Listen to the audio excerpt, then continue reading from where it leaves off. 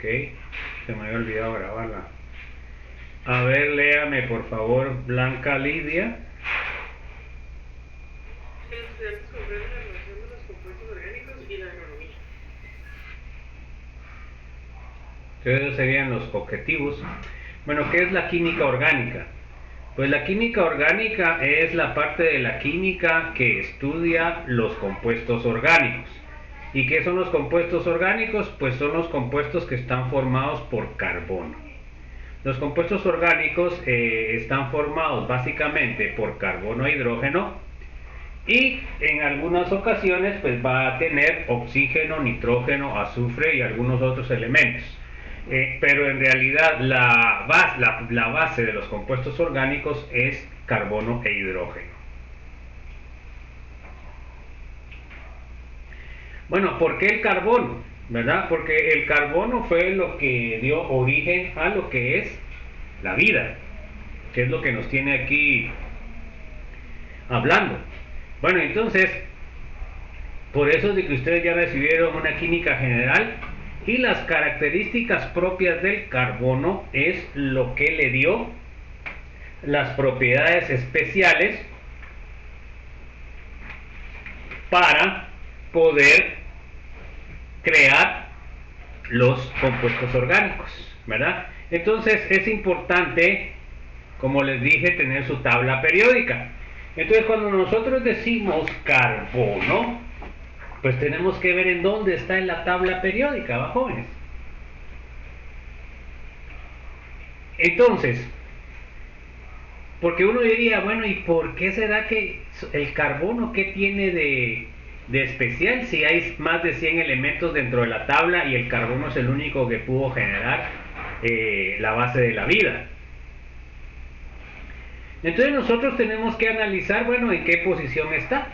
Entonces nosotros sabemos que tenemos, los que vamos a trabajar nosotros ahorita son los elementos representativos, que es la columna, eso lo pueden ver en su tabla. Tenemos el grupo 1A, el 1B, el 1C, el 3A, el 4A, el 5A, el 6A, el 7A y el 8A. Entonces esos son los que nos interesan. Estos que están acá pues son los elementos de transición que pueden formar algunos elementos orgánicos, pero la mayoría va a estar en esta parte. Los orgánicos: carbono, nitrógeno, oxígeno, flúor, cloro, bromo, azufre, fósforo. Eso es la mayoría de los compuestos orgánicos. Entonces cuando nosotros decimos de que está en la columna o en el grupo 4A, ¿qué significa? ¿Cuántos electrones tiene en el orbital de valencia? A ver, Byron, ¿cuántos orbitales tendrá el carbono en el orbital de valencia? A ver. 5. No. Si está en el grupo 4A, significa que tiene 4 electrones. El grupo 1A tiene un electrón, el grupo 2A tiene 2, el 3A tiene 3 electrones, el grupo 4A tiene 4, el grupo 5 tiene 5 electrones, el grupo 6 tiene 6 electrones, el grupo 7 tiene 7 electrones y el grupo 8 tiene 8 electrones. Esa situación tan básica la tendría que saber solamente al ver la posición en la tabla periódica. Bueno, entonces tiene 4 electrones de valencia. Entonces, ¿qué quiere decir? Quiere decir de que todos los átomos quieren llegar a tener la configuración de un gas noble, que es de la columna 8A. Entonces, fíjense pues, esta columna 8A, la única excepción que no tiene 8 es el helio. ¿Y por qué el helio no tiene 8? Porque el helio tiene únicamente el orbital 1s, por lo cual quiere decir de que el orbital 1s solo tiene un orbital y es un orbital s. Y eso quiere decir de que solo va a tener 2 electrones. Pero a partir de ahí, el neón, el argón, el pictón, el xenón, sí tienen 8 electrones. Ojo, esas son cosas importantes, básicas de la química general. Bueno, ¿qué tipo de enlaces puede formar el carbono? Pues el carbono puede formar única y exclusivamente enlaces covalentes. Porque fíjense que vamos a ver más adelante que, por ejemplo, en el grupo 1A, para llegar al octeto es más fácil perder un electrón que ganar 7. Y para lo del grupo 7A es más fácil ganar un electrón que perder 7. Entonces, en este caso, como el carbono está a la mitad del camino, entonces para él es más fácil, o para esos elementos es más fácil compartir, ¿verdad? Entonces por eso es de que forma enlaces covalentes. Bueno, entonces ¿cuántos enlaces covalentes puede formar? A ver, Carlos Andrés, el carbono. 8. 8. A ver, Carlos Enrique, ¿cuántos enlaces forma el carbono?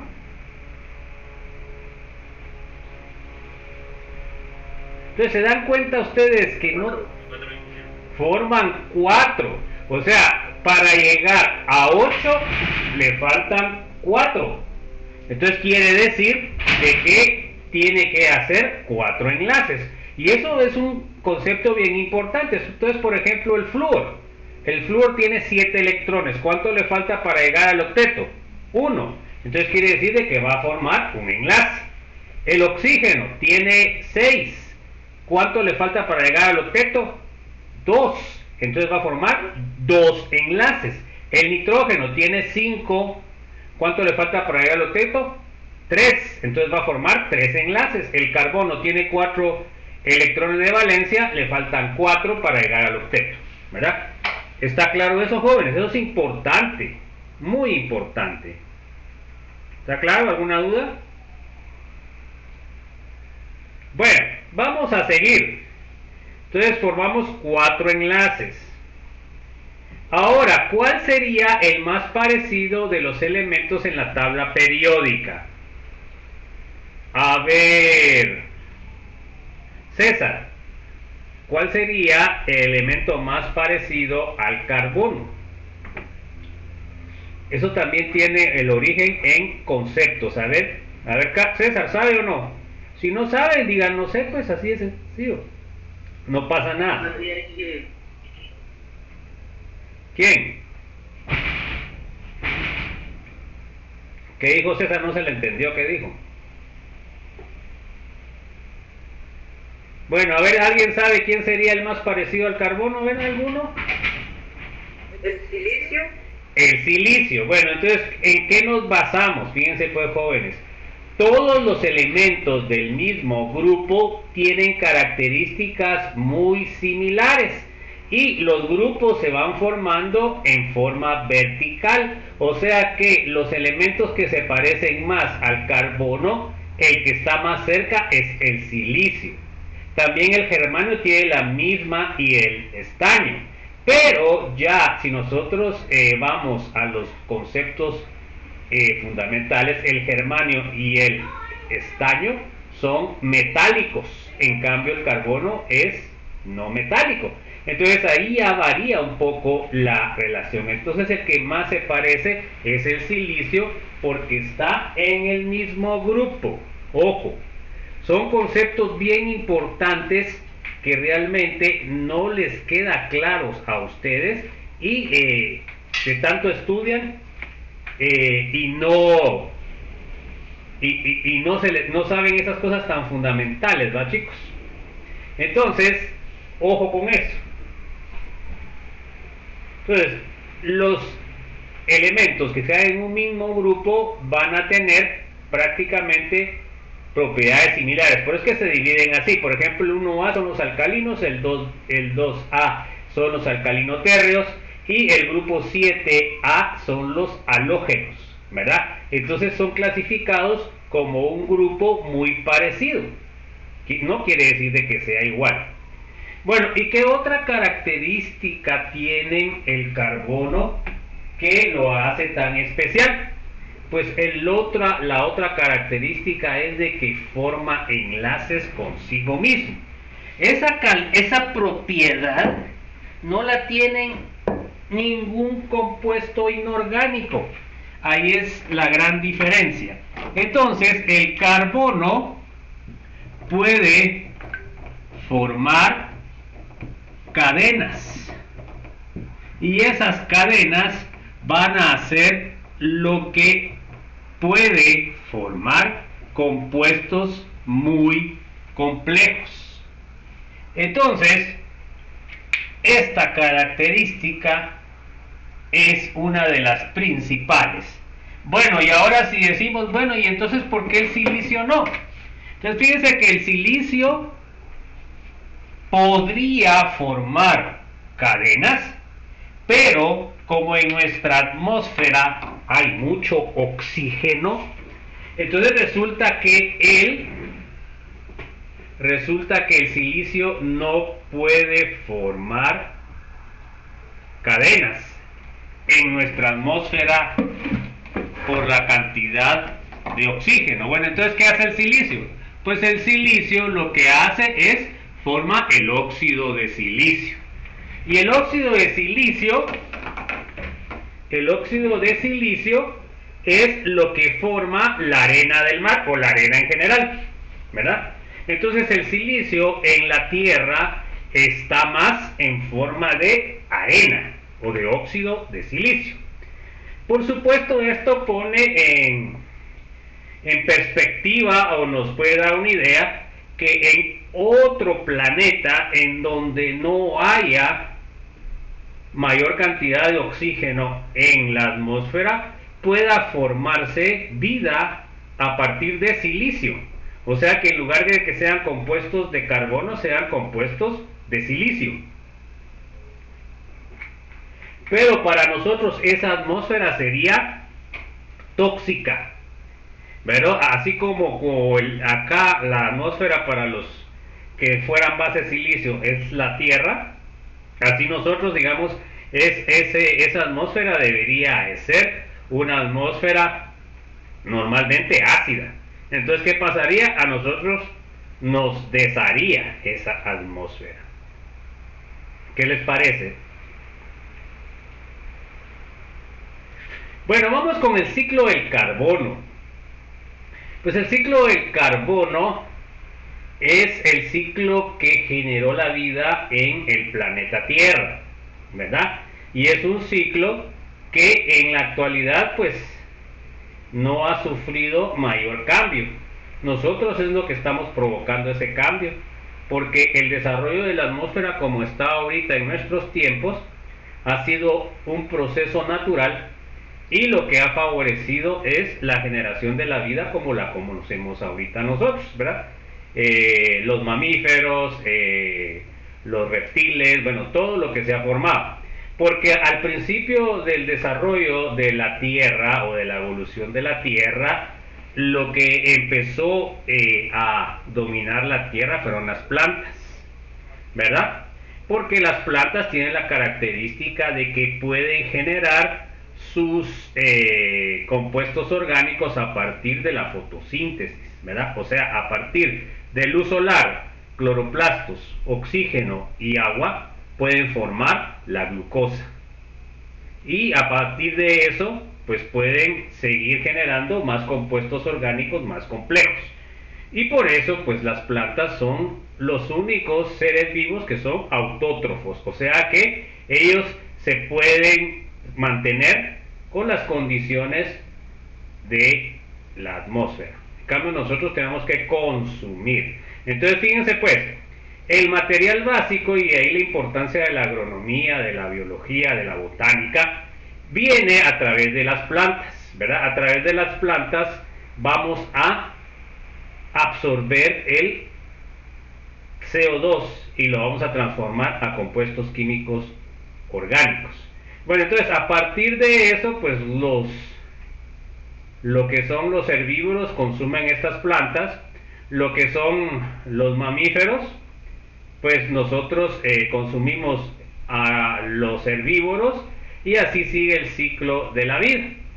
Entonces, fíjense pues, este ciclo es el que se ha estado dando en los últimos milenios, ¿verdad? Y que ha generado que el hombre llegue a existir, ¿verdad? Entonces, ¿y por qué fue eso, jóvenes? Porque la composición original de la Tierra era completamente diferente a la que tenemos hoy. Entonces, ¿qué pasa? Pues parte de estas plantas en los periodos primeros de la Tierra fueron fijando el CO2 del aire, y eso causó que la concentración de CO2 bajara. Bueno, luego estas plantas se van a transformar por descomposición en petróleo, carbono, y entonces estarían fijadas. Entonces, ¿qué quiere decir? Las plantas al principio eran muchas, por lo cual al morirse causaban la generación de compuestos como el petróleo y el carbono, y entonces las plantas fueron quitando esa cantidad de exceso de CO2 que había en la atmósfera. Pero fíjense que ahora nosotros, ¿qué estamos haciendo? Todo ese carbón y todo ese petróleo lo estamos sacando con la química, la industria química, como combustibles, como productos de consumo, y entonces estamos devolviendo ese CO2 que estaba almacenado a la atmósfera. Y por eso nosotros estamos cambiando nuestra atmósfera, debido a que el CO2 lo que va a hacer es funcionar como un gas tipo invernadero. Entonces, ¿qué quiere decir? Pues quiere decir de que nosotros con esta industria que estamos llevando a cabo, estamos regresando a la atmósfera como era antes. Y por supuesto, esta atmósfera no es adecuada para que nosotros como humanos vivamos en este planeta. Entonces se dan cuenta ustedes cómo es importante entonces entender lo que es el ciclo del carbono. ¿Alguna duda, chicos?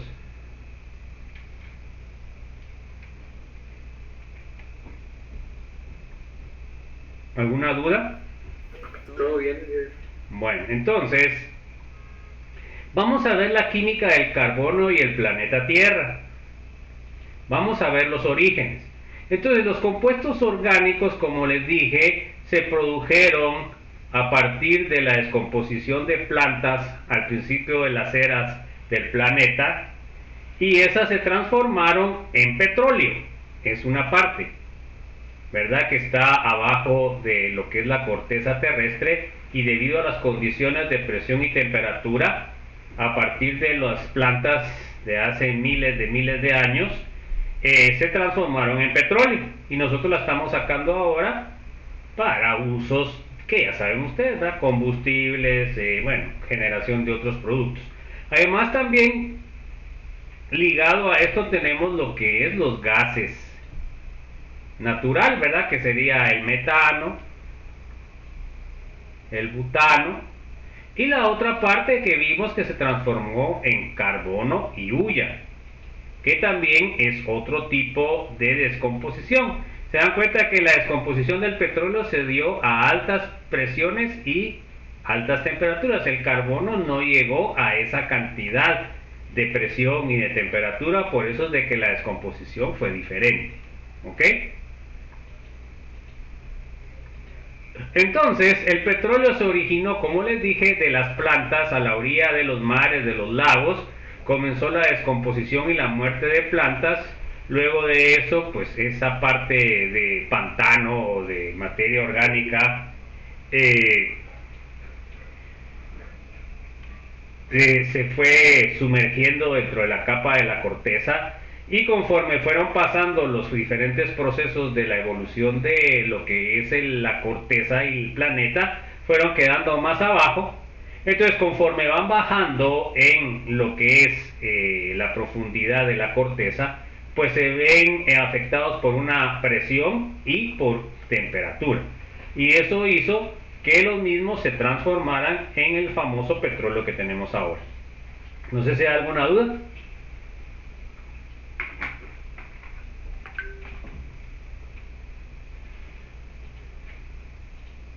¿Alguna duda? Entonces, Bueno, entonces, así fue como se generó el petróleo. Bueno, vamos a ver productos de origen orgánico, vamos a ver los procesos bioquímicos. El proceso bioquímico más importante es lo que es calidad. Lo más importante es la fotosíntesis. Y eso es lo que dio origen a la vida, jóvenes, ¿verdad? Y por eso nosotros somos de origen de las plantas, jóvenes, aunque no lo querramos nosotros reconocer. Porque las plantas fueron los primeros seres vivientes que pudieron procesar o almacenar el carbono en lo que es compuestos orgánicos. Entonces, ¿qué es lo que hace? ¿En dónde se da la fotosíntesis, Dania? ¿En dónde se da la fotosíntesis? En las hojas principalmente, ¿verdad? Entonces, en este caso estamos viendo una hoja que tiene un estoma, que es donde puede entrar a intercambio de gases, CO2, oxígeno, y también agua, vapor de agua o el agua que viene de la savia. Tenemos en el cloroplasto, tenemos lo que es, ahí sí que la planta química, que ayudado por lo que es la luz solar, va a transformar estos elementos inorgánicos en glucosa. Se dan cuenta que uno de los productos de la fotosíntesis va a ser la glucosa, que es un compuesto orgánico. Entonces nosotros estamos transformando esta luz solar y esta luz química en un compuesto orgánico. O sea, lo que nosotros estamos haciendo aquí es almacenando la energía del sol en forma de un compuesto orgánico. Luego de producto tenemos el oxígeno, y eso sería el proceso básico de la vida en la Tierra. Así de crítico. También nosotros tenemos otros ciclos bioquímicos que van a ver ustedes cuando les toque el curso de bioquímica. Un ciclo que es muy importante, ya lo vieron en biología también, es el ciclo de Krebs. El ciclo de Krebs es un ciclo en el cual prácticamente los diferentes compuestos que nosotros utilizamos en nuestro organismo se vienen a intercambiar, ¿verdad? O sea que nosotros tenemos carbohidratos como la glucosa, tenemos lípidos y grasas, y tenemos proteínas, que son los tres elementos fundamentales en nuestra bioquímica. Entonces todo eso parte en el ciclo de Krebs. ¿Alguna duda? Bueno, vamos a ver los productos derivados de compuestos orgánicos. Entonces, de los derivados del petróleo podemos tener un sinnúmero de productos. Esto realmente fue una imposición de Rockefeller.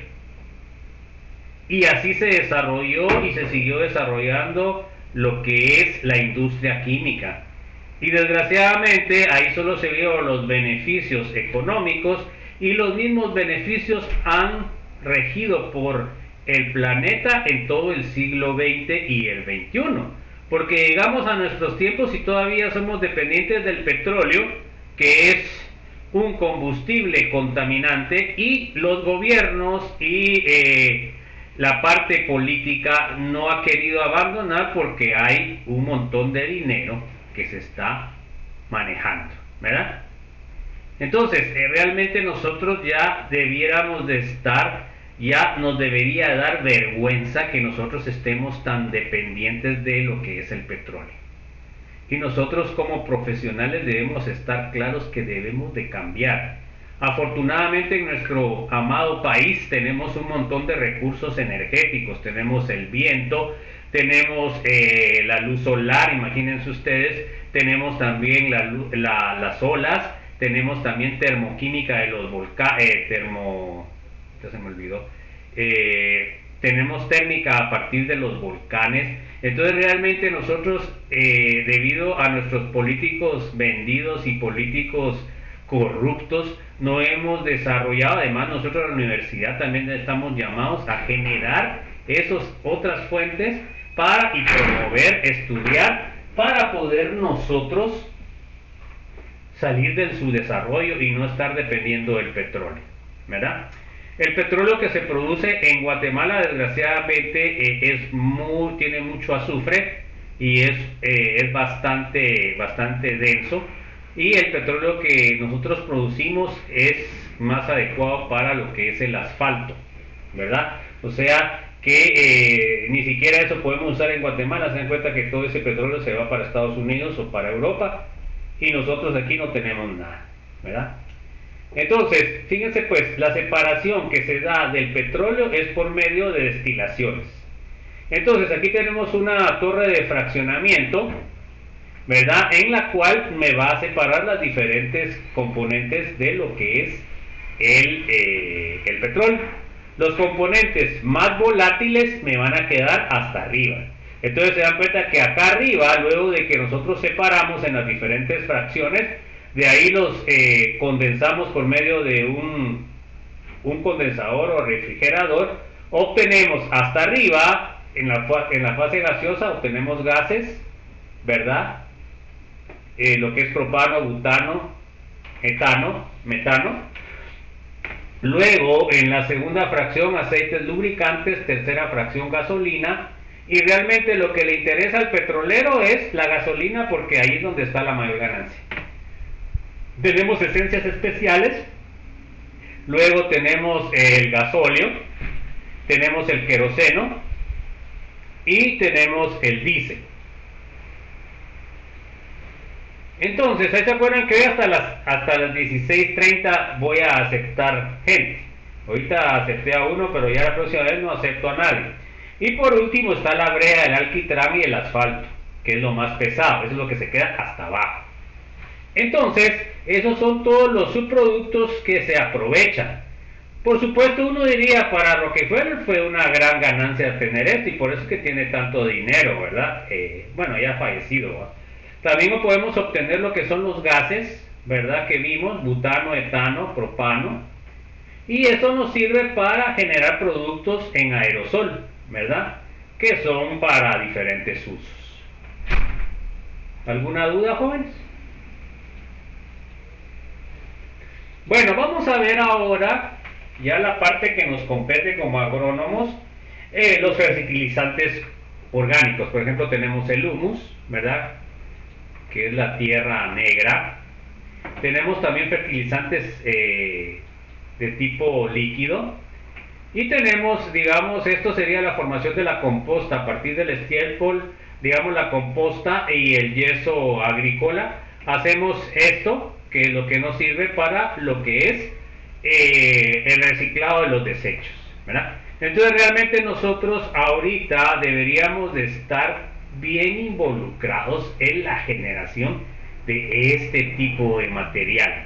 Entonces fíjese pues, nosotros deberíamos de cambiar la forma en que manejamos los desechos domésticos. O sea, nosotros no deberíamos de echar los desechos al agua y mandarlos a los ríos. Esto lo deberíamos de procesar en nuestras casas y generar lo que son estos, ya sea que nosotros le vendamos a una compañía que pueda generar la composta, o nosotros mismos podemos ir generando nuestra composta para nuestros jardines o para venderla. Se dan cuenta el cambio de paradigma que tenemos que tener para poder nosotros tener un ambiente mejor. Porque fíjense pues, nosotros lo que estamos haciendo nosotros en la actualidad es una solución fácil, ¿verdad? Van al baño, ponen, apachan el botón y la mierda y los orines se van a otra parte, no les importa a dónde, ¿verdad? Y de ahí viene toda la contaminación de nuestros ríos, de nuestros lagos, que es un bien muy importante, ¿verdad? Que lo estamos contaminando. Bueno, tenemos los pesticidas, ¿verdad? Podemos tener insecticidas naturales, como es algunos compuestos que se hacen de ajo, alcohol, agua, detergente, que es una mezcla. Tenemos también extracto de ajo, de cebolla, chile, que pueden servir para poder controlar ciertas pestes en lo que son las plantas. ¿Alguna observación, alguna inquietud, chicos? ¿Estamos bien?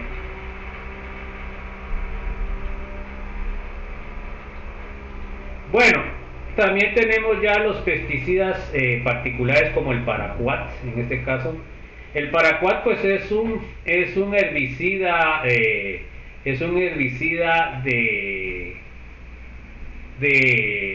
plantas de hoja gruesa, ¿verdad? Y que evita el crecimiento de este tipo de plantas y que me vayan a contaminar mi cultivo. Aquí tenemos la forma del paraquat y también tenemos otro pesticida que es el diquat, que son hermanitos. Tenemos también el glifosato, que también es un herbicida y se utiliza mucho en caña de azúcar. Y también es un madurante, ¿verdad? Para ciertas plantas sirve de madurante. A ver, ¿han oído estos pesticidas, chicos, o no lo han oído? Fíjense que viendo yo lo que es la información que me está poniendo, la mayoría de la capital, son pocos los que son de los pueblos, ¿verdad? Entonces aquí en Guatemala yo nunca, bueno, como no estaba dedicado a eso, nunca había oído esto, ¿verdad? Ya hasta cuando empecé a trabajar, porque yo trabajé en una fábrica de pesticidas, precisamente producía yo paraquat y diquat y glifosato. Bueno, entonces el glifosato, acá tienen la fórmula, se dan cuenta que es un ácido carboxílico, vamos a ver después, esto sería una amina y aquí sería el fosfato. Tenemos los insecticidas normales de casa y que también se utilizan en el campo, que son derivados de la cipermetrina. Ese es el compuesto básico de los insecticidas, que puede ser permitrina, puede ser deltametrina, fenvalerato y aletrina.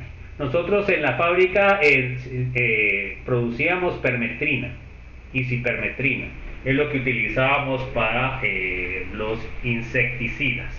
Entonces los insecticidas, pues como saben, sirven para matar pues, los insectos. Tenemos el famoso malatión, que realmente prácticamente ya no se utiliza mucho. El problema del fosfato, que nos causa una contaminación bastante fuerte.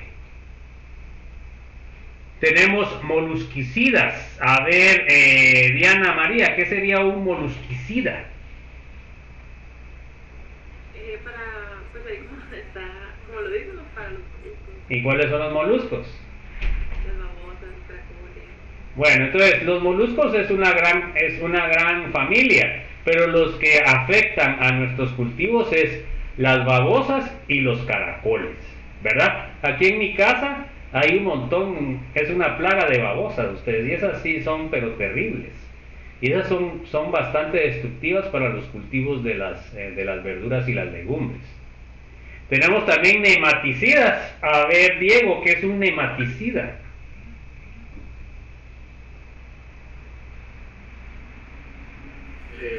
Eso sí. A ver, Dulce, ¿qué es un nematicida?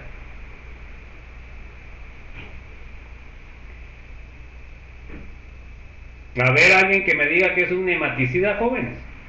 Para los gusanos, ¿no? Los ¿Y qué es un nemato? Porque usted me contestó con la misma pregunta. ¿Qué es un nemato? gusanos, ¿no? No es un gusano. Son lombrices. Como parásitos. Son lombrices. ¿Y las lombrices qué es lo que atacan? Jóvenes, a ver, ¿qué es lo que destruyen las lombrices?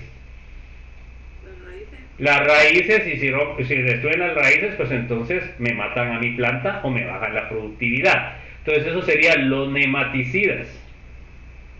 Tenemos también bactericidas, ¿verdad? Para matar bacterias. Por ejemplo, yo trabajé también en lo que es la industria no industria, esa no es industria, en el cultivo de banano, ¿verdad? Y nosotros en las plantas de banano se da una enfermedad que se llama moco, y eso es a través de una bacteria. Entonces por eso, digamos, cuando los muchachos en el campo hacían el corte de hojas, tenían que estar desinfectando sus machetes para que no pasara la enfermedad de una planta a otra, ¿verdad? Entonces normalmente lo que utilizaban para hacer eso era formalina, que vamos a ver después qué es la formalina. Tenemos también fungicidas, que ¿qué es lo que mata a los fungicidas? A ver, Evelyn, Marisol. Los Los hongos, ¿verdad? Que también son plagas bastante fuertes, por ejemplo en el café, bueno, en otros cultivos, y entonces nos sirven para también en el banano la cigatoca. Tenemos rodenticidas. A ver, Estuardo Monzón, ¿qué matará el rodenticida? Se me ocurren roedores, no sé. Los ratones, ¿verdad? Esto también es plaga, por ejemplo, en el azúcar, como es un material bastante rico en energía, pues los roedores se van comiendo la caña de azúcar y se causa baja en la productividad, ¿verdad? Entonces se utilizan rodenticidas. Por supuesto, en la actualidad ya se están utilizando otras formas de controlar las plagas a través de autocontrol, por medio de ya sea plantas, por medio de animales específicos, también se está controlando para evitar la contaminación química. ¿Ok? También podemos obtener colorantes, eso viene mucho de la parte del petróleo. Ahí obtenemos todo lo que es pinturas, ¿verdad? También podemos obtener lo que son los polímeros, que son plásticos. Entonces tenemos uno de los más famosos es el PVC. El PVC, pues se llama polivinil, cloruro de polivinilo, y esto pues miren toda la cantidad de productos que nosotros podemos obtener. El PVC en la actualidad pues donde más se utiliza es en la parte de plomería. Este PVC ha venido a sustituir todo lo que es la plomería, porque la plomería era base plomo y base hierro y base metales. Pero ahora pues sale muchísimo más barato tener el PVC, pero también el problema es la contaminación y el manejo de desechos, pues porque estos compuestos no son biodegradables. Ese es el problema de estos compuestos. Tenemos todo lo que son plásticos, ¿verdad? Aquí podemos ver cómo es digamos los polímeros normalmente son así como blanquitos y en forma de circulitos, y luego pues lo metemos en máquinas específicas para poder formar lo que son los plásticos de diferente forma. Bueno, vamos con los procesos bioquímicos industriales. Tenemos ahora acá, ¿qué será esto? A ver, Jason Méndez, ¿qué se le ocurre a usted que es esto? No, a ver, José Isaac, ¿qué será esto? Parece parafina, pero no es eso, a ver. Es jabón, esto es jabón, son jabones artesanales. Entonces también son productos orgánicos. Tenemos los detergentes, tenemos los jabones, que son compuestos orgánicos bastante importantes y que son de diario vivir. Tenemos también los aceites, ¿verdad? Que son extraídos de las plantas oleaginosas. Ahí tenemos el aceite de oliva, por eso tenemos las olivas, pero el aceite se puede obtener de algodón, se puede obtener de girasol, se puede obtener de palma, o sea, y eso pues tiene mucho que ver con ustedes, de la planta, la parte agronómica. Bueno, entonces tenemos también lo que es la industria azucarera. Esa sí es una agroindustria, porque tiene la parte agrícola en el campo, como es la producción de la caña, y el trabajo de ustedes como agrónomos empieza en lo que es el cultivo, irrigación, bueno, todo lo que es el mantenimiento de una planta de azúcar, hasta lo que es el transporte de la caña a la fábrica. O sea, todo ese proceso es el que ustedes manejan. O sea que también ustedes están relacionados con la parte con la parte del transporte, ¿verdad? O sea que también pueden decir, bueno, yo solo me voy a dedicar a las plantas. Muchos agrónomos que yo conocí ahí, porque también trabajé en la industria azucarera, tenían que ver con el transporte.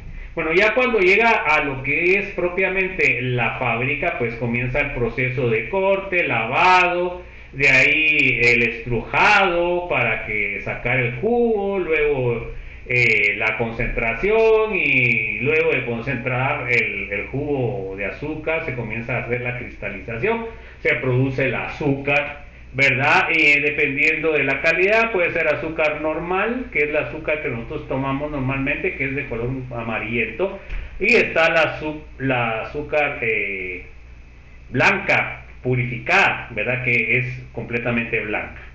Entonces, ese proceso químico, pues es muy bonito. Yo trabajé en la parte de control de calidad. Como les digo, pues yo, gracias a Dios, no me he quedado solo en la universidad, no, que yo ya vine de regreso, yo un poco ya grande, pero ya traigo toda esa experiencia que me dio el trabajo en la industria privada. Y he trabajado mucho con agrónomos, ¿verdad? Por eso me gusta la carrera y me siento contento de estar en el... Disculpen el ruido, jóvenes, pero están haciendo unas mejoras aquí. Bueno, miremos la industria de cosméticos, también es otra parte importante de los compuestos orgánicos, donde tenemos nosotros los perfúmenes, tenemos lo que son las cremas, etcétera, para las chicas. Y esto normalmente, ¿de dónde viene? Pues viene extraído de las plantas, jóvenes, ¿verdad? Todos esos aromas y todo eso viene de las plantas, o sea que también ahí los agrónomos tienen que ver con eso.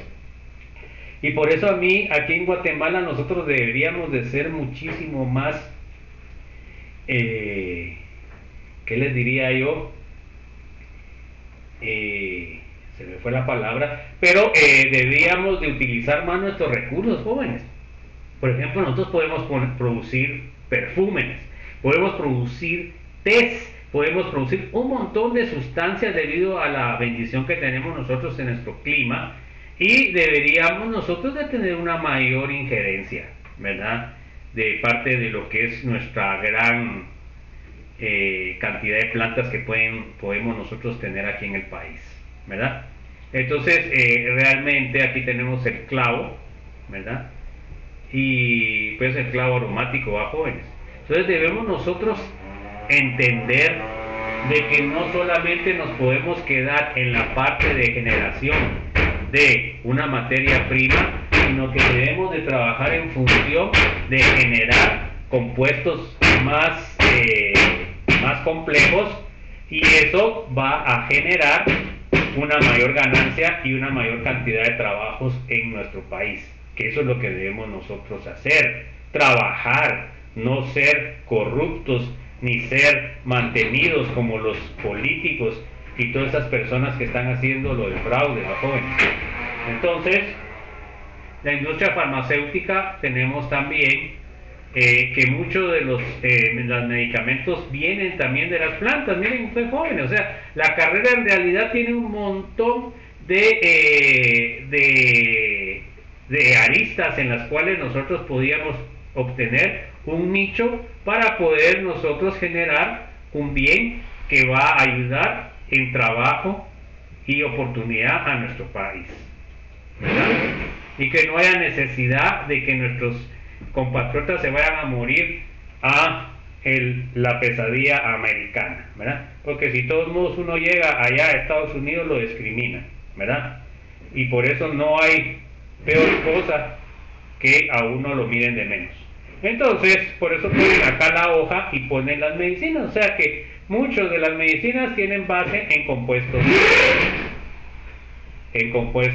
de plantas. Bueno, vamos a ver las macromoléculas. Tenemos lo que son los lípidos y grasa, ahí podemos ver las mantequillas, las mantecas y los aceites. Tenemos también el otro grupo que serían los carbohidratos, que vienen también de la parte de los cereales. Y tenemos el otro grupo que serían las proteínas, ¿verdad? Que vienen de los cárnicos, del huevo y de los mariscos, etc. Entonces, estos tres grupos son fundamentales para nuestra alimentación. Entonces, la otra cosa, pues, la agricultura es la base de la alimentación de un país. Nosotros como país somos un país que tenemos un montón de recursos. Bueno, vamos a ver también la parte negativa, ¿verdad? La parte negativa es que muchos de los compuestos hemos tenido mal manejo, ¿verdad? Entonces, tenemos acá, a ver, José Javier, ¿qué entiende usted en esa foto? ¿Qué es lo que está pasando ahí?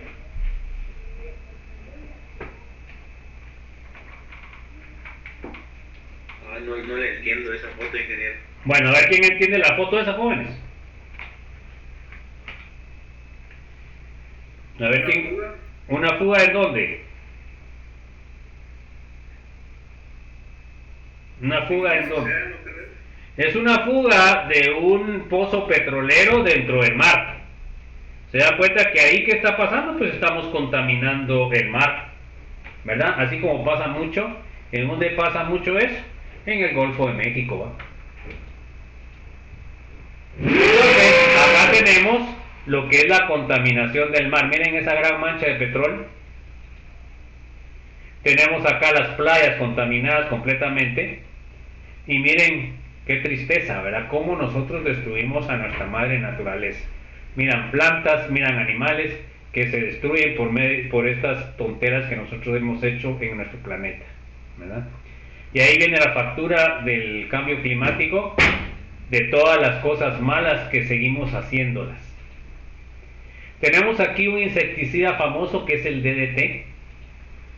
Pues el DDT, fíjense ustedes que en su tiempo fue como que una bendición, porque el DDT controlaba a lo que es los mosquitos, que eran los que transmitían el paludismo y la fiebre amarilla.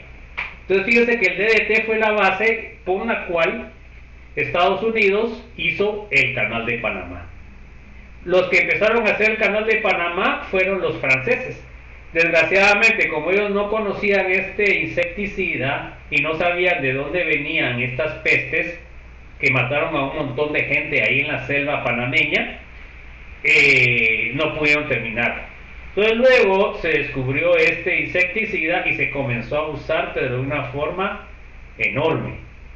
Y entonces así fue como lograron controlar lo que es al mosquito, y se pudo hacer esa gran obra del Canal de Panamá.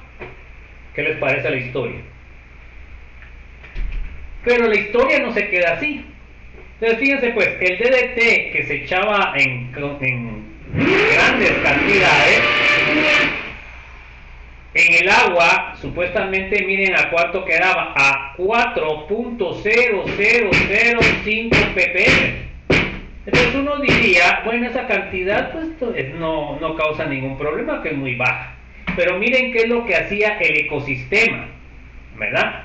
Entonces, fíjense pues, este DDT era consumido con el agua, las plantas que viven en el fondo de lo que son los lagos y los ríos, y eso causaba que miren cuánto subió la cantidad de DDT. Ahora era 0.04 ppm, o sea que la cantidad que se concentró el ppm debido a la absorción de las plantas acuáticas es bastante. Bueno, y ahí no se quedó el cuento. Entonces ahora vienen los peces que comen estas plantas y resulta que estos peces herbívoros, ya el DDT subió de 0.2 a 1.2 ppm. Miren la cantidad que se concentró este insecticida. Bueno, luego sigue la historia con los peces carnívoros que se alimentan de esos peces herbívoros, y ahora ya la concentración de DDT es de 1 a 2 ppm. ¿Se dan cuenta? El aumento abismal que hubo en la concentración del DDT. Bueno, y el último, el que es la cabeza de este ecosistema, viene y la garza que se consume a estos carnívoras. Miren ahora el DDT está de 3 a 75 ppm. Imagínense ustedes eso. Entonces, ¿qué pasó con las garzas y las aves acuáticas que se alimentaban de estos peces carnívoros? También ahí están, por ejemplo, las águilas. Y ahí fue donde les dolió a Estados Unidos. Esto generaba que los huevos que ponían estas aves eran muy delgados y se rompían. Entonces, ¿qué pasaba? Pues que ya no se podían reproducir, y al no poderse reproducir, ¿qué pasa? Se extinguían. Y cuando los gringos vieron, porque los gringos eran los que manejaban lo del petróleo, ¿ah? Vieron del DDT, ellos tenían el DDT como su insecticida preferido. Cuando comenzaron a ver que estaban muriéndose sus famosas águilas de cabeza, las águilas que eran, las águilas de cabeza blanca, entonces comenzaron y dijeron, bueno, ya no echamos DDT. Pero eso también no era solamente con los peces, sino también, por ejemplo, las algodoneras aquí en la parte sur, antes de que fuera caña, también había gran contaminación en la leche de las que estaban embarazadas. Imagínense ustedes, le estaban dando DDT a los hijos, ¿verdad? Esas son las consecuencias que nosotros como humanos no tenemos en cuenta, ¿verdad? Nosotros solo producimos un bien, ganamos y no nos importa todas las consecuencias. Acá tenemos otro compuesto que fue también famoso, que es la talidomida. Este era un medicamento que fue utilizado para evitar lo que son las náuseas de las mujeres embarazadas. Esta sustancia fue desarrollada por una industria británica y ahí fue donde se empezó a utilizar. Miren qué pasaba con esas mujeres embarazadas. Daban niños que tenían extremidades pequeñas o a veces no tenían extremidades.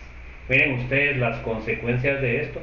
Esto que supuestamente iba a curar una cosa de las embarazadas, resultaban los hijos así. Imagínense ustedes qué desgracia. Y entonces prácticamente eso se dio mucho en Inglaterra.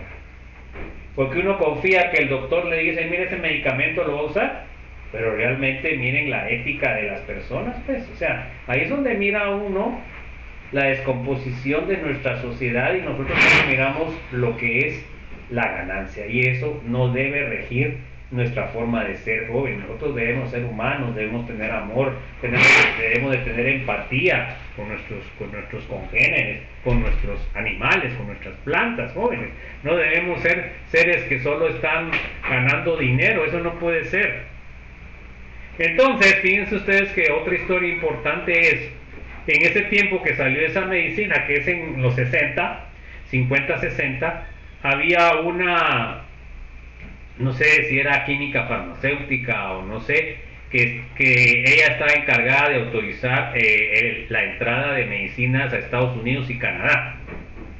Entonces fíjense que esta heroína de la humanidad no aprobó la entrada de ese medicamento a Estados Unidos y Canadá debido a que no cumplía con todos los efectos secundarios estudiados por esto. Y ella fue una que fue nombrada, pues tuvo un premio bastante grande. Imagínense ustedes si hubiera entrado en Estados Unidos y en Canadá, cuántos niños hubieran nacido así, jóvenes.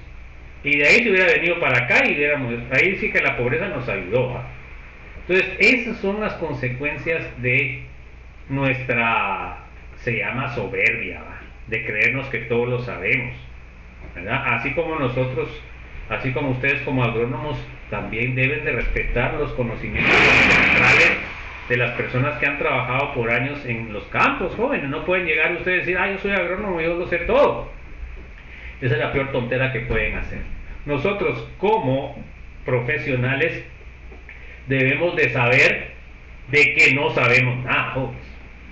Así de sencillo, que nos quedamos mucho.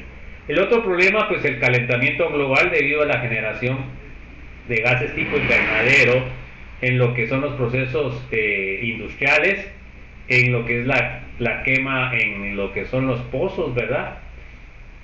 Y además, pues la contaminación de nuestro océano, que realmente nuestro océano, pues eso es poco, ¿verdad? Son islas de plásticos y de material de desecho, ¿verdad?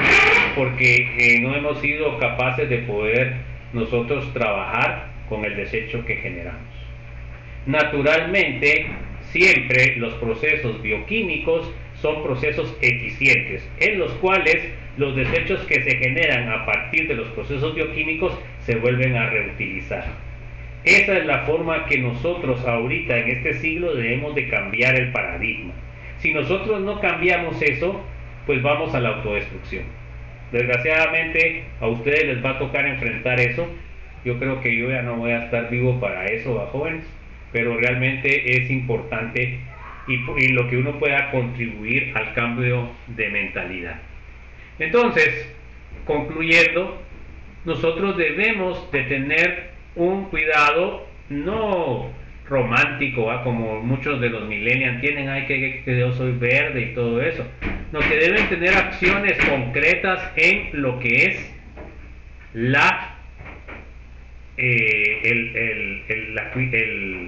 mantener nuestro medio ambiente, ¿verdad? Entonces, debemos de estar conscientes de que no tenemos otro planeta, es lo único que tenemos. Y nosotros lo estamos destruyendo. Así como destruimos tantas especies animales, vegetales, así también nos va a llegar la cuenta a nosotros, ¿verdad? Porque no estamos administrando bien la tierra, jóvenes. Este regalo que nos dio la naturaleza, algunos que si creen en Dios, pues es Dios, pues no lo estamos aprovechando, lo estamos destruyendo y cada vez es peor porque hay más gente, ¿verdad? Esto de la pandemia pues es fruto también de todas esas cosas que estamos desarrollando nosotros, la famosa globalización, ¿verdad? La globalización lo que quiere es que nosotros comamos lo mismo, que vivamos igual, nos quiere homogenizar y eso no puede ser. Siempre la forma en que hay evolución es por diversidad, no por homogenización. Entonces, eso nos estamos sufriendo ahorita los agrónomos en la parte de los transgénicos, ¿verdad? Nosotros, si viene una plaga para un transgénico y solo eso tenemos de cultivo en toda la tierra, nos quedamos sin comida. Entonces, ojo con eso, jóvenes, es que realmente, y yo no sé, ¿verdad? Cuando las autoridades, cuando lo que es los que tienen el mando puedan cambiar ese chip, que solo sea la ganancia de pocos, ¿verdad? Que son los que están hasta allá arriba en la cumbre de la pirámide, y que todo el mundo esté abajo, ¿verdad? Y lo más abajo está el planeta. Bueno, entonces aquí tienen la actividad 1. En la actividad 1 que tienen que poner en el resumen, dicen qué aprendimos en esta presentación, qué nos llamó más la atención y qué puedo aplicar en mi carrera, ¿verdad? Son las diferentes carreras que hay en la facultad, ¿verdad? La mayoría es de producción agrícola, ¿verdad? Y de ahí las otras 3 carreras pues son bastante pocos, ¿verdad? Bueno, no sé si hay alguna duda que puedo aplicar a mi diario vivir. Bueno, ¿qué aprendimos en la presentación? Pues aprendimos las generalidades del carbono y los compuestos orgánicos. Perdón, disculpen, vamos a regresar. Aprendimos cómo se formaban los compuestos orgánicos y los tipos que existen, cómo se relacionan los compuestos orgánicos. Fíjense que lo que me faltó, no sé qué pasó ahí, es también, y lo tenía ahí, no sé por qué pasó, la agroindustria de lo que es la palma africana, que ahorita también está muy de moda. Pero ¿qué problema hay con la palma africana? ¿Qué problema hay con la caña de azúcar? A ver, jóvenes, quiero oír sus comentarios respecto a esto, porque da un montón de trabajo a agrónomos, a químicos, a ingenieros químicos. Pero ¿cuál es el problema de esos cultivos, jóvenes? A ver, un comentario ahí de ustedes. Son monocultivos, ¿y eso qué causa para el medio ambiente? Un daño a los ecosistemas. Ok, destruye los ecosistemas, no es daño, lo destruye completamente. Fíjense ustedes que en la costa sur, a pesar de que yo trabajé en la industria azucarera, pero también por eso el gobierno tiene que hacer contrapeso. Pero ¿qué pasa? El gobierno no hace nada, son unos vendidos, son unos corruptos, ¿verdad? Entonces en la costa sur ustedes llegan, ya no hay pajaritos, ya no hay nada, porque todo lo ha destruido la caña de azúcar. Y así está pasando en el norte con la palma, ¿verdad? Toda la selva, toda la parte que nos podía haber dado muchos medicamentos para muchas enfermedades se está destruyendo. Y lo están haciendo, por eso también ahorita había problemas en la parte norte con la gente que estaba protestando que le están quitando su tierra, jóvenes. Eso no puede ser, ¿verdad? Porque eso es lo malo que nosotros esperemos y pensemos que el sistema capitalista, que la ganancia, que el ganar dinero es lo que va a solucionar el planeta. No, esa necesidad, esa ambición por obtener lo que son el dinero no vale nada, porque el dinero no se come. Y esas son las cosas que no piensan estas personas que tienen, como ellos tienen todo y cada vez la gente es más pobre.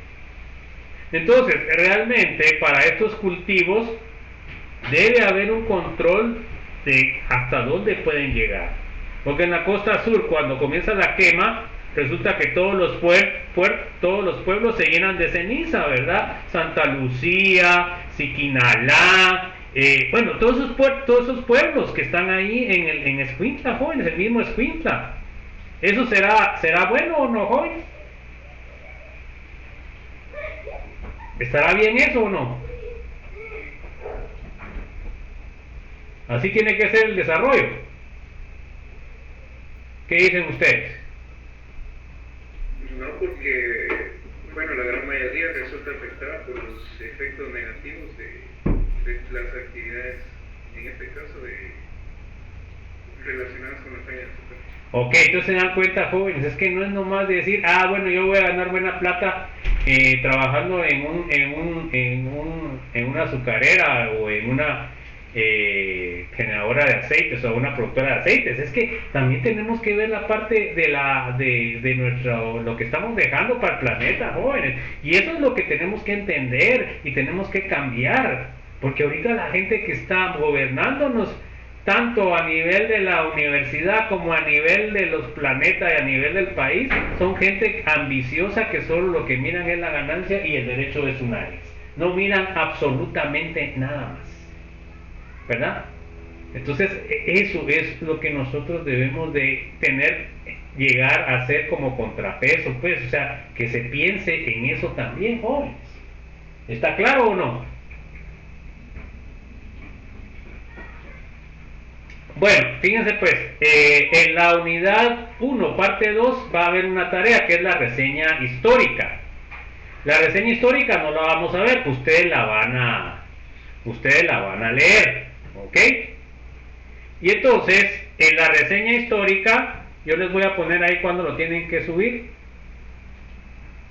Ahí tienen, miren, ¿qué tienen que realizar? A ver, léame por favor, Kimberly.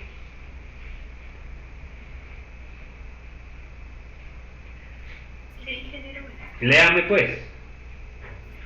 Tarea número 1. Realizar una línea de tiempo con los datos proporcionados en la presentación utilizando Genial. A continuación, les adjunto algunos videos que enseñan cómo suscribirse al mismo y cómo realizar líneas de tiempo. Tienen libertad para realizar una cuenta Genial y crear una línea de tiempo en Genial. Entonces, miren pues, lo que yo voy a poner, eso lo voy a poner en la tabla, en la rúbrica. Lo que yo quiero es que me pongan por lo menos 10 fechas, ¿verdad?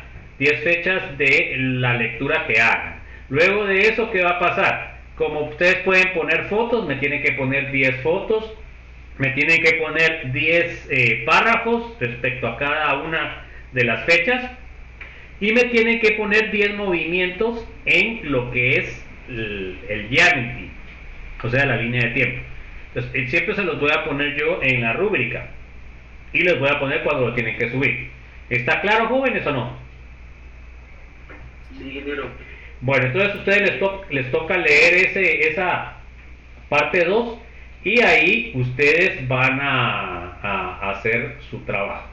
Entonces, esta es una forma diferente en la cual ustedes pueden aprender, ¿ok? Porque miren, jóvenes, en este siglo XXI, una de las cosas más importantes es que ustedes mismos pueden generar su conocimiento. Miren, jóvenes, ahorita en YouTube ustedes encuentran un montón de información de lo que ustedes quieran. Por supuesto, siempre hay que ser uno cauto para poder escoger.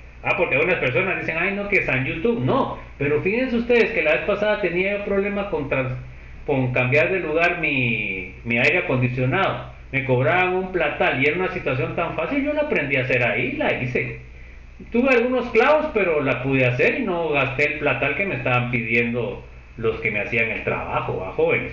Igual también, por ejemplo, si ustedes no saben hacer alguna cosa en Excel o en Word o algún otro programa especial, encuentran ustedes en YouTube programas, videos en los cuales lo pueden hacer, pues jóvenes. O sea, nosotros ahorita en este siglo XXI, como ustedes como millennials, pues tienen que poderlo hacer. O sea, no pueden decir, ah, no lo sé. No, hay que investigar, ¿verdad? Es muy importante que ustedes tengan eso.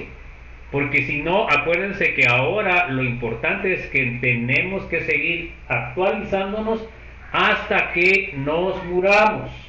¿Ya? No podemos dejar de seguir actualizándonos. Ah, yo ya salí de ingeniero, ya sé todo. No, hombre. Tenemos que seguir sacando una maestría, un doctorado o sacando cursos, etcétera. Bueno, ¿alguna pregunta, alguna duda? Bueno, entonces el examen corto va a ser la semana entrante a las 20 horas y va a ser hasta lo que terminemos de ver este día. ¿Se acuerdan de que la semana entrante, el sábado, comenzamos con las clases extra de 10 a 12? ¿Verdad? No es obligatorio, se va a grabar la clase para que todos tengan acceso a lo que vimos o lo que veremos en esas clases. ¿Está claro, chicos, o no? Bueno, léame Larisa, por favor. Clarisa. Bueno, a ver, Lisa Gabriela, léame, por favor. Ahí se acuerdan que deben tener micrófono. Que yo pido la participación. A ver. Objetivos. Que los estudiantes recuerden la forma de los orbitales S y P. Ok. A ver, Magdalena, es usted, ¿verdad? Pedro. Sí, ingeniero. Sí, debería poner su nombre porque Pedro y Juan dice uno es hombre, ¿va? Los dos apellidos son como nombres, ¿va? A ver, lea Magdalena, por favor. Que los estudiantes recuerden el orden de llenado de orbitales en los átomos. Ok. A ver, Noé Alejandro. Que los estudiantes recuerden cómo se forman los enlaces covalentes y iónicos. Ok. A ver, Raiza. Que los estudiantes entiendan los enlaces que pueden formar los elementos de los compuestos orgánicos: carbono, hidrógeno, nitrógeno, oxígeno. Dirección: halógenos del grupo 7A y azufre. O sea, X significa halógenos, que son los del grupo 7A, que son ¿quiénes? Son flúor, bromo, yodo y cloro. Esos son los halógenos. Eso lo tienen que aprender de memoria, chicos. Bueno, a ver, léame por favor, Rosa Isabel. Que estudiantes conozcan e identifiquen los tipos de enlaces que forman el carbono, oxígeno y nitrógeno. Ok, solo déjenme y ya voy a cerrar la asistencia. Bueno, entonces vamos a ver las formas de los orbitales. Son fáciles, la que nosotros tenemos que saber no es mucha complicación, pero sí tenemos que tenerlas claras. Vamos a ver que tenemos el orbital S, que es esférico y solamente tiene un orbital, o solamente tiene un nivel. Bueno, luego tenemos el orbital P, que tiene dos lóbulos que son iguales y tiene tres subniveles, el PX, PY y PZ. Y tenemos el D, que tiene 4 lóbulos y que tiene 5 subniveles. El orbital D no nos va a interesar a jóvenes, el orbital D no lo vamos a ver. Los dos que vamos a ver es el S y el P. Entonces, la forma del orbital P en el espacio es PX, PY y PZ. O sea que quiere decir de que el orbital P tiene 3 subniveles. Por cada orbital van a ustedes a tener la oportunidad de poner 2 electrones. Por ejemplo, en el orbital S solo caben 2 electrones, pero en el orbital P ¿cuántos electrones caben? Pues caben 2 por cada uno, o sea que en total son 6. Caben 2 en el 2px, 2 en el py y 2 en el pz. ¿Estamos? ¿Alguna duda?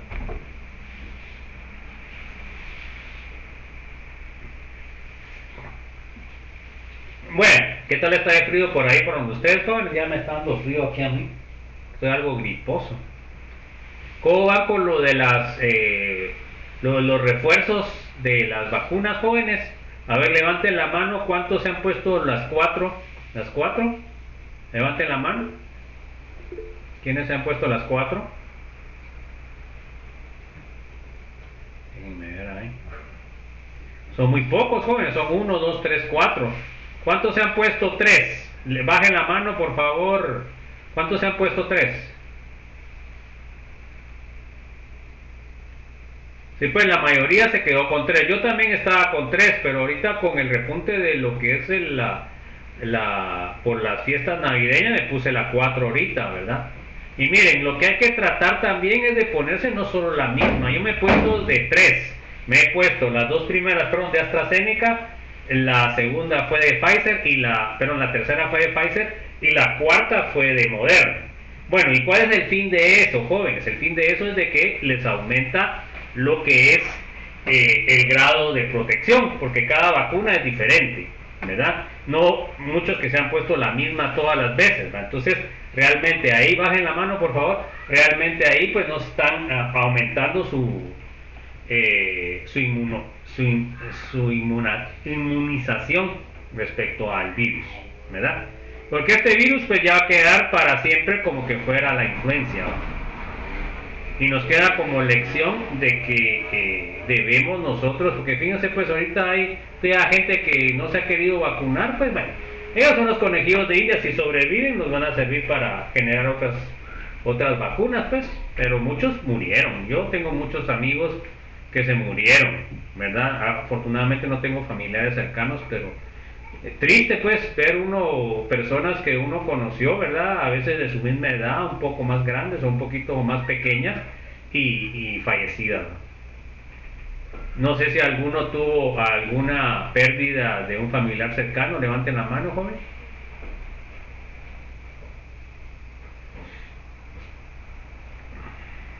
Varios perdieron familiares. Es que es triste, jóvenes, que se muera su abuelo o su abuela o su tío, ¿verdad? Es duro, ¿verdad? Entonces, pues les recomiendo que se pongan la cuarta, pues, y la otra cosa es que sea diferente a la que se pusieron. A ver, porque ahí aumentan ustedes la inmunización. Bueno, vamos a ver el diagrama de energía de electrones. Miren, esto es importante. Esto nos va a servir para poder nosotros ver el proceso de lo que se llama hibridación de átomos, o de orbitales en átomos. Bueno, entonces fíjense pues, lo primero que tenemos que ver nosotros es cómo llenamos este diagrama de energía. Fíjense pues, desgraciadamente esto no nos lo enseñan en química general, porque en química general lo que vemos es el llenado vertical, ¿verdad? Entonces, y ese no nos sirve para poder entender nosotros los procesos de lo que es el llenado. Bueno, entonces lo vamos a hacer aquí de forma manual. Entonces fíjense pues, vamos a ver solo estos niveles. En realidad no nos interesan muchísimo más. Tenemos el nivel 1, que solamente tiene el S. Bueno, de ahí tenemos el nivel 2, que tiene dos subniveles, que sería el 2S y el 2P. El 1S, como vimos, solamente tiene un orbital. El 2S solo tiene un orbital por cada nivel. Ahora el P tiene 3 subniveles. Bueno, luego de eso tenemos el subnivel 3S, que tiene un subnivel. De ahí tenemos el 3P, que tiene 3 subniveles. Y tenemos en este caso el 3D, ¿verdad? Esto solo nos va a servir para poder 1, 2, 3, 4 y 5. Bueno, entonces fíjense pues,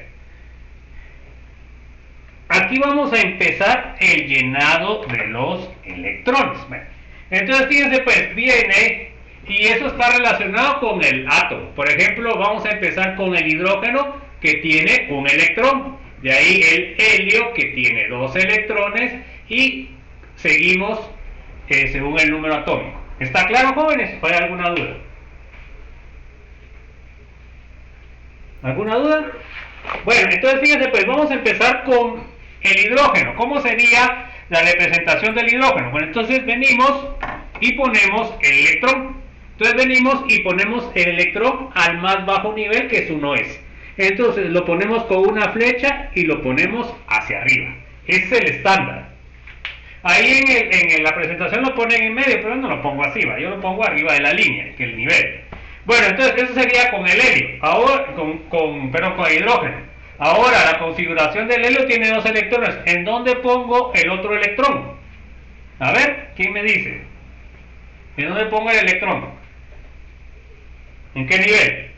A la par, con la flecha para abajo. Bueno, en el nivel 1s, no a la par. Con la flecha para abajo está correcto. Entonces se dan cuenta que debemos ser claros para nosotros entender. Entonces siempre va a ser en el nivel 1s, porque no lo puedo poner en el 2s o en el 3s. Siempre debo empezar con el nivel más bajo. Bueno, entonces para llenar debo de ponerlo con flecha para abajo. Bueno, entonces fíjense pues, aquí ya hemos visto 2 leyes. La primera ley es la ley de Aufbau. La ley de Aufbau me dice que siempre debo empezar con el nivel más bajo a llenar. Esa es la primera ley. Y acá tengo otra ley que me dice la regla de exclusión de Pauli. Entonces, el principio de exclusión de Pauli, que me dice que para cada orbital pueden haber 2 electrones, pero deben de tener diferentes spin. Y por eso quiere decir, acuérdense ustedes que el spin es la rotación del electrón, ya sea a favor de las agujas de reloj o en contra, así como rota la Tierra en su mismo eje, que es lo que genera los días en la Tierra. Pues entonces yo debo poner para arriba y el otro spin para abajo, o sea que tienen spines contrarios. Ese es el principio de exclusión de Pauli. Bueno, entonces, ¿qué pasa? Permítanme un instante, jóvenes, solo quiero ir a ver que me están haciendo un trabajito aquí, espérenme.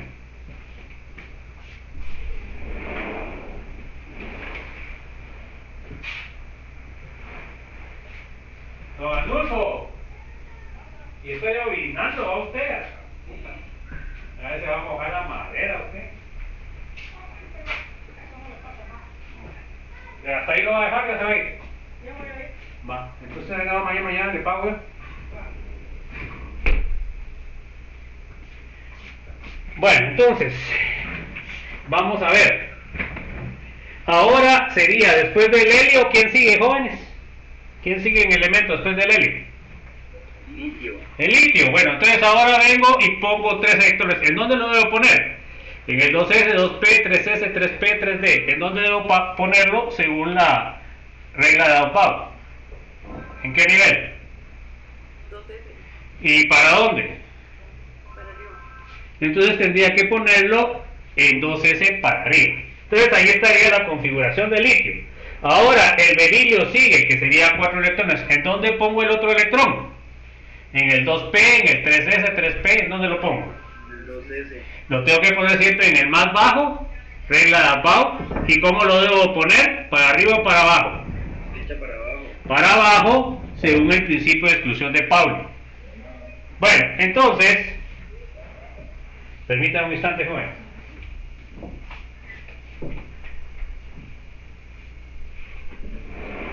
Don Anulfo, ¿y no puede poner el nylon para taparla usted? El nylon para tapar la madera. Porque si no se me va a joder eso usted. Va, está bueno, solo póngala así. Disculpen, jóvenes, pero es que están haciendo y ahorita empezó a briciar aquí usted. Bueno, entonces ahora vamos con el litio del berilio. ¿Quién seguiría después del berilio? Que serían 5 electrones. Sería el boro, litio. Ok, sería el boro. Entonces, ¿en dónde pongo el electrón. Fíjense pues, no sé cómo ponerlo, aquí sería X, aquí sería Y y aquí sería Z. Bueno, entonces, ¿en dónde pongo el electrón, jóvenes? En X, Inge. ¿En X qué? ¿Qué nivel? 2P. 2P, ¿ok? Entonces, ¿y cómo lo pongo? ¿Para arriba o para abajo? Para arriba. Bueno, aquí vamos a conocer la otra regla. Y después, para el carbono, ¿en dónde iría el electrón?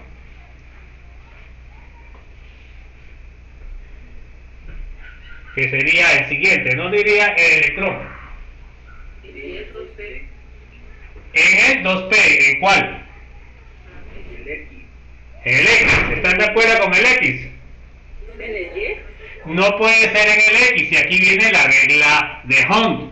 La regla de Hund me dice que cuando hay más subniveles, se dan cuenta que aquí hay 3. No puedo empezar a parear hasta que llene todos los subniveles.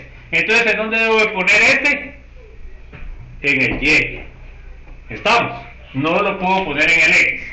Bueno, sigamos con el nitrógeno. ¿En dónde pongo en el nitrógeno, en dónde pongo el electrón? 2PZ. Entonces, según la regla de Hund, no puedo ponerla pareado todavía porque tengo que llenar los 3 subniveles. Bueno, y de ahí en el oxígeno, ¿dónde lo pongo?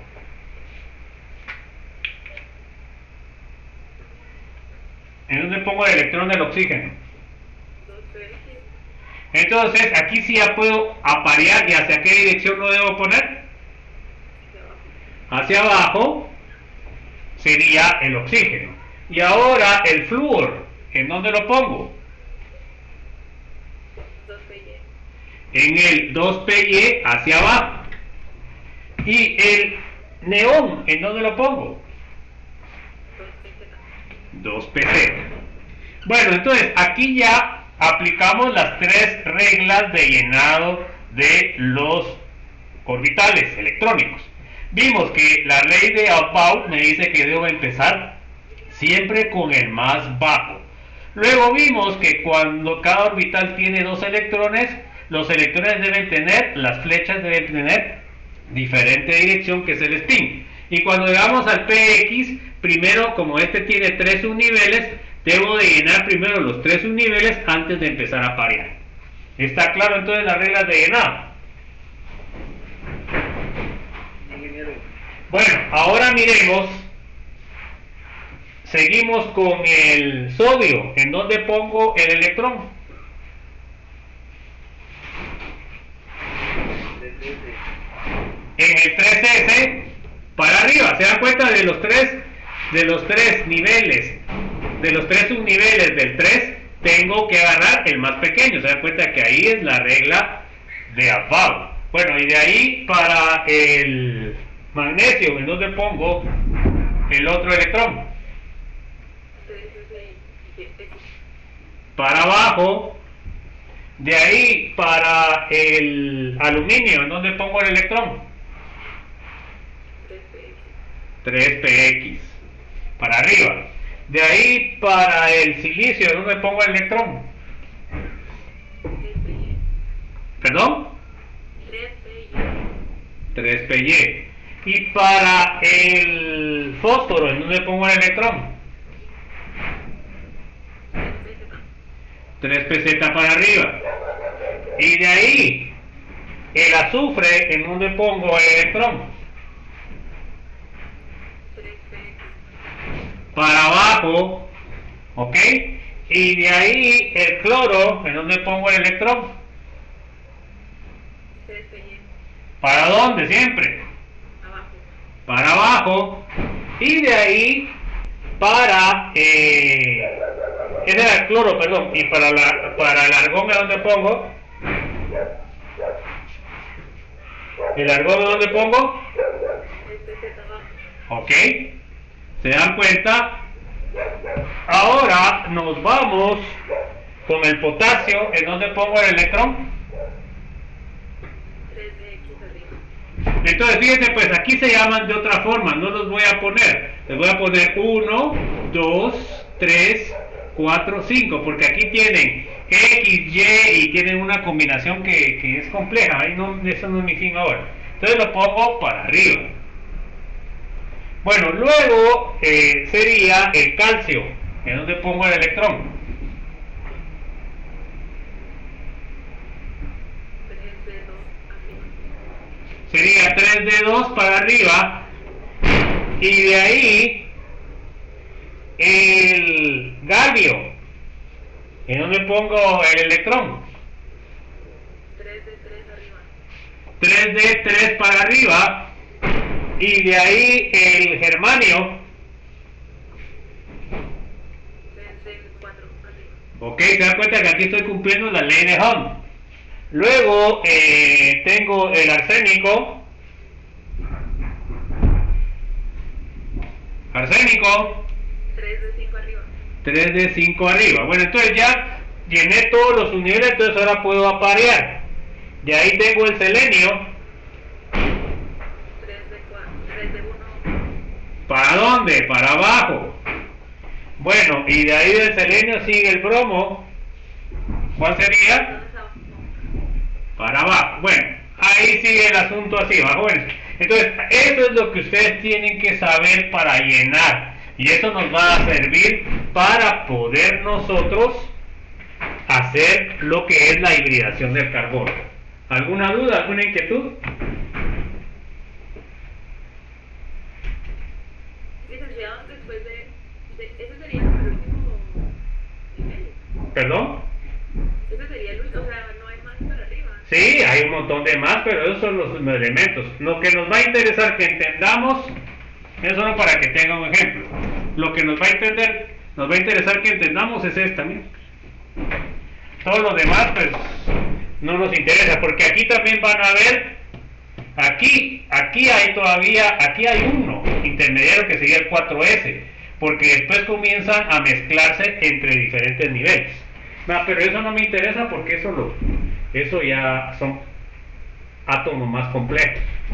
Afortunadamente nosotros solo trabajamos con el nivel 1S, 2S y 2P. ¿Alguna duda?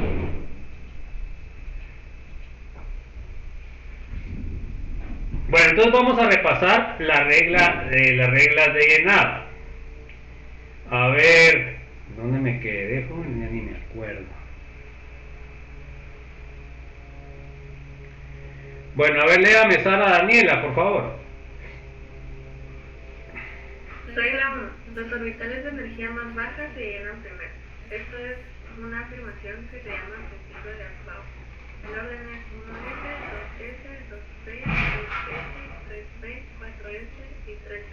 Entonces se dan cuenta que aquí es lo que les decía, miren, acá entre el 3P y el 3D debería de haber un subnivel 4S, que acá está, miren, acá debería estar el 4S, está entre este y este, pero eso ya es una complicación debido a las energías de los subniveles, pero eso ya no me interesa. Lo que me interesaba era que ustedes supieran cómo hacer los llenados. ¿Ok? Bueno, a ver, léame por favor Sofía Victoria. Los electrones se comportan en cierto modo como si giraran en torno a un eje, casi como la Tierra gira su eje. Este giro o spin puede tener dos orientaciones que se llaman arriba y abajo. Solo dos electrones pueden ocupar un orbital y deben tener spin opuesto. El principio de exclusión está abajo. Bueno, entonces ahí está que cada orbital puede tener dos electrones, pero la dirección de lo que es el spin debe ser contrario, y eso se manifiesta por medio de la flecha para arriba y flecha para abajo. Vamos con la última regla, la número 3. A ver, léame Wendy y Abigail.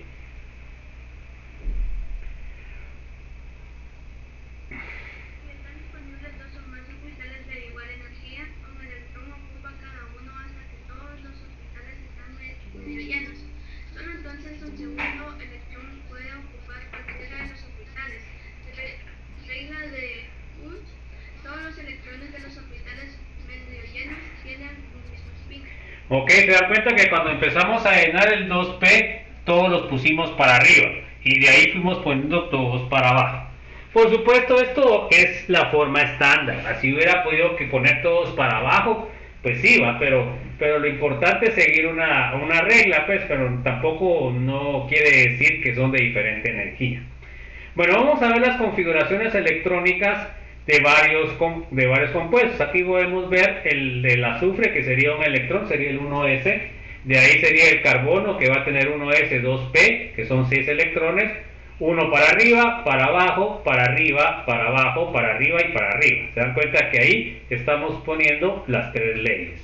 La ley de Abbaugh, que comenzamos con el primer nivel, la regla de principio de exclusión de Pauling, que deben ser con spin contrario, y de ahí que debemos de primero llenar los tres niveles.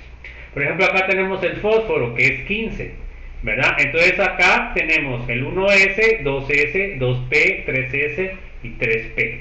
Entonces acá empezaríamos 1s para arriba, para abajo, para arriba, para abajo, para arriba, para arriba, para arriba, para abajo, para abajo, para abajo, y ahí en el 3s para arriba, para abajo, y en el 3p para arriba y para arriba, y llegamos a los 15. ¿Está claro, jóvenes, o no?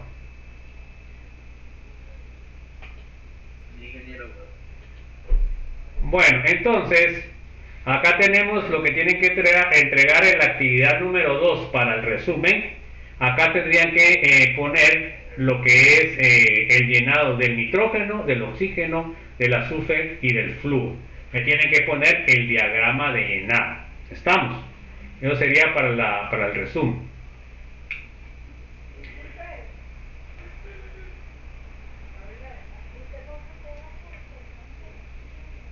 Bueno, entonces vamos a ver tipos de enlaces que pueden ser formados. Miremos pues. Tenemos el enlace iónico y el enlace covalente. ¿Ok? Esos son los dos fundamentales. Ahora, ¿cómo es que se define eso? Pues va a ser por la electronegatividad. Bueno, ¿qué es la electronegatividad? A ver, ¿quién se acuerda qué es la electronegatividad?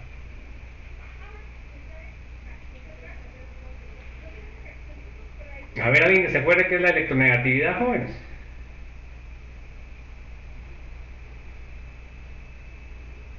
Nadie se acuerda qué es la electronegatividad, jóvenes. Ay Dios, como que no pasó química general por ustedes, ¿no? La electronegatividad es la propiedad de los átomos de atraer carga negativa o electrones, ¿verdad? Eso se llama electronegatividad. En la tabla periódica podemos revisar en la parte de atrás, porque esa es la parte de atrás, podemos revisar la electronegatividad. Y en este caso determinaríamos que el flúor es el compuesto que tiene mayor electronegatividad y la electronegatividad es igual a 4. Entonces, de los compuestos o de los elementos de la tabla periódica, el flúor es el más electronegativo con 4. Oye, ¿qué está pasando? No sé qué pasó. Está poniendo. Entonces, luego de esto, tenemos el que sigue sería el oxígeno, de ahí seguiría el nitrógeno, que está igual que el cloro, de ahí seguiría el bromo, 2.8, de ahí seguiría el carbono, que está empatado con el hidrógeno, y de ahí seguiría el boron. Y se dan cuenta que en esta parte contraria, acá se encuentran los menos electronegativos, que en este caso sería el potasio, lo que tenemos del dato ahí, punto 8. Bueno, ¿está claro entonces? ¿Qué es la electronegatividad, jóvenes?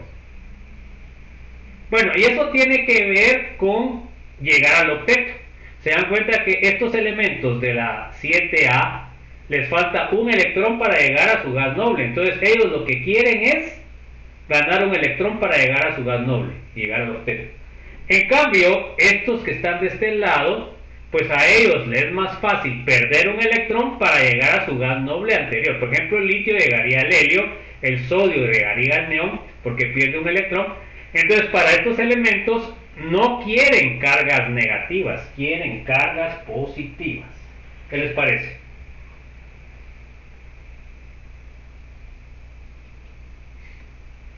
Entonces ya vimos que el flúor sería el elemento más electronegativo.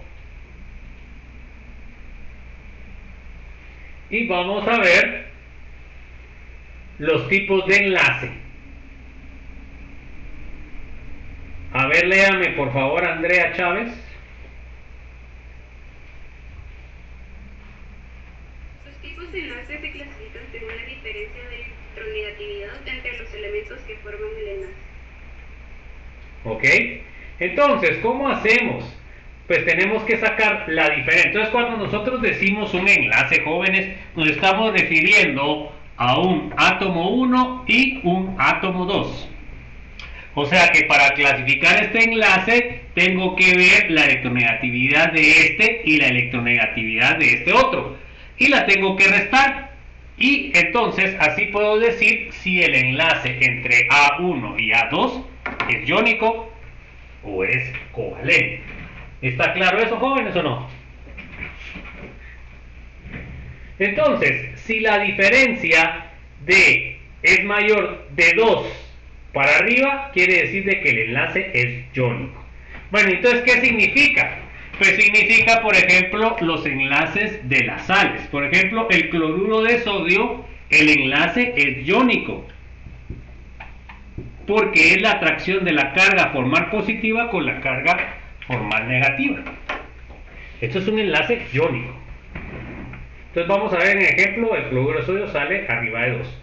Ahora, si la diferencia es menor de 2, el enlace se clasifica como covalente. Bueno, dentro de los covalentes también podemos subdividirlos. ¿Cómo los subdividimos? El covalente iónico o covalente polar también se dice, la diferencia está entre 0.5 y 2, o sea, menor de 2, ¿va? Luego, el covalente no iónico o apolar entre 0 y 0.5.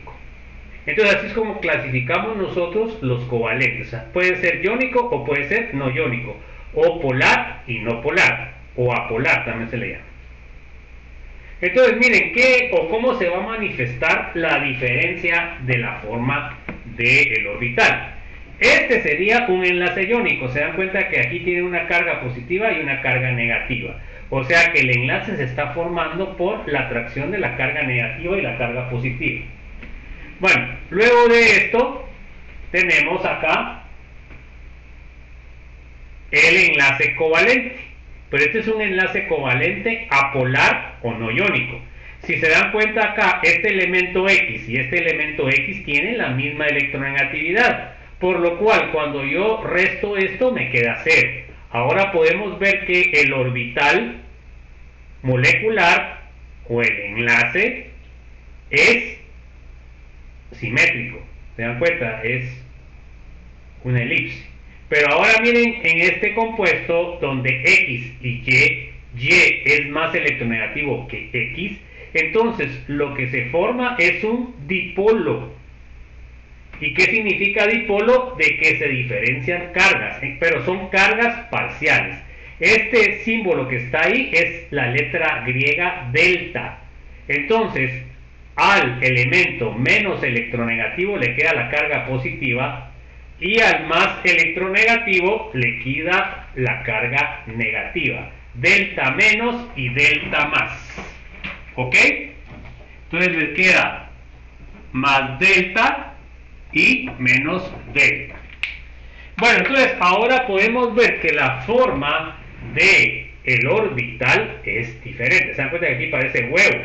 Entonces los electrones, miren, no están al centro como acá, no, que están más pegados al más electronegativo.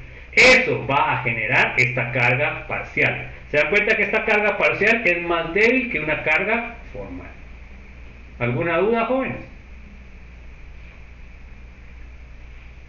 ¿Estamos bien? Bueno, miremos un ejemplo. Por ejemplo, el enlace iónico, cloruro de sodio. El cloro tiene una electronegatividad de 3. Ahí la buscan y miren si está eso en su tabla. Y le puede variar un poco el dato dependiendo de qué tabla utilicen. Yo no sé si ustedes son la que utilicen, porque esa es la que vendían allá en la facultad, jóvenes. No sé si esa es la que tienen. A ver, Esa es la que venía en la facultad cuando éramos presenciales. Esa es la que yo uso. Bueno, entonces, el cloro tiene 3 y el sodio tiene 0.9. La resta es 2.1. ¿Se dan cuenta que es mayor que 2? Entonces es un enlace iónico. Luego tengo el enlace covalente, no polar. Miren, ahora tengo el CH4. Miren, acá lo que tengo que tener claro es, como les dije, el análisis se hace por pares de electrones. Digamos, para el metano tiene 4 enlaces, carbono, hidrógeno. Entonces, ¿qué quiere decir? Pues yo voy a analizar, como todos son iguales, pues analizo uno de los todos.